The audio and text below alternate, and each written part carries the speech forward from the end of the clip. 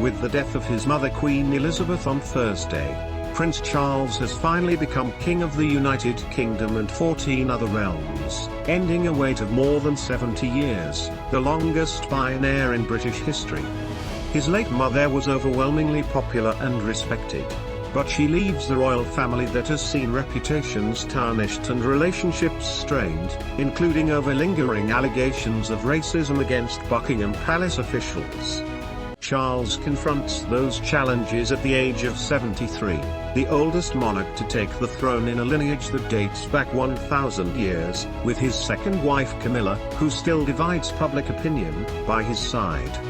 He has been ridiculed for talking to plants and obsessing over architecture and the environment, and will long be associated with his failed first marriage to the late Princess Diana.